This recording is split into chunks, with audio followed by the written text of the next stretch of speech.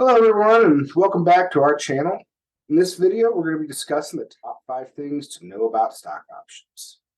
Stock options are a common part of a tech company's benefit package, but it's important to understand how they work before you dive in. So let me introduce myself. My name is Evan Frazier, and I'm the founder and CEO of TechWise Financial Planners. I help people in the technology and software development fields achieve financial independence and peace of mind. All right, let's get started. Stock options are a type of benefit given to employees. There are 3 types of stock options: RSUs, ISOs, and NSOs. ISOs are typically given to key employees and executives, and they tend to get better tax treatment. NSOs and RSUs are typically given to regular employees and are not very tax beneficial. Speaking of taxes, RSUs are taxed when they vest. A common strategy to avoid paying taxes on losses is to sell RSUs when they vest, because there is no holding period for RSUs, and taxes are due when they vest. Now, if you do continue to hold them, then capital gains might be due on any gains that are made after they vest. NSOs are taxed when exercised and when sold. They can be very complicated, as different parts or different amounts of the NSO are taxed at different rates and in different ways, and when sold. They can also trigger the alternative minimum tax if you're not careful.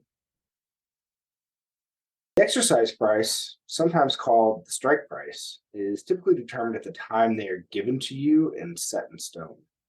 This also determines what amount of the stock options get taxed. Now, stock options typically vest over a period of time, meaning that you only gain the right to exercise a portion of the options at specified intervals. Vesting schedules can vary wildly, but a common schedule is for options to vest over 4 years with a 1-year cliff. And that means that you must wait 1 year before you can exercise any of the options. But after that, you gain the right to exercise options each month based on the rules set out when they were given to you. Companies will also typically have an exercise window, so most stock options have an expiration date, after which they become worthless. Additionally, many companies will impose an exercise window, which is a period of time after leaving the company during which you must exercise your vested options or forfeit them. The length of that exercise window can vary, but it's typically 90 days or less from separation. Let's talk about dilution. So stock options can be a very valuable form of compensation, but they also have the potential to dilute the value of existing shares. When a company issues new shares to satisfy stock option exercises, it increases the total number of outstanding shares, which can reduce the value of each individual share. So let's use an example of Apple. So as of the creation of this video, Apple is now worth around $2.5 trillion. They have about 15 billion shares outstanding, which means that the price is roughly about $160 a share. So if I own 100 shares of Apple at a price of $160, and Apple decides to double the amount of shares outstanding from 15 billion to 30 billion, we have a problem, and we call it dilution. Okay. Apple, the company, is still worth $2.5 trillion. But if we now divide that by the new number of outstanding shares, our stock price is now all of a sudden $8 a share. So my $100 shares went from $160 a share to $80 a share. Now, this is different than a stock split where I might be given new shares. In this situation, I only have 100 shares, and that 100 shares stays the same. This isn't as common to see dilution in publicly traded companies, but it can happen. But with companies who have yet to go public, this is a very real concern.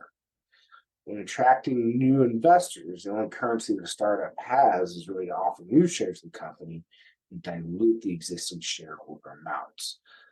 So be aware that when you are given stock options as part of a new company that you're joining, it's probably a good question to ask: any new rounds of fundraising, will my shares be diluted, or will I be given more shares to make an offset that dilution of bringing on new investors.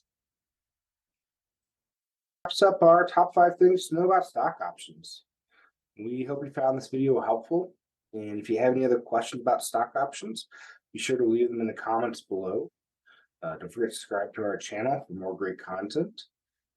And if after watching this, you're asking yourself, boy, there seems to be a lot going on with stock options, how they're taxed, and questions around should I exercise, when should I exercise, how are my different options different, and how should they be treated differently? Use our links at a time to talk with us. We specialize in working with people in the technology sector, and this is a very common issue that we help with. So feel free to set some time, and we're happy to help.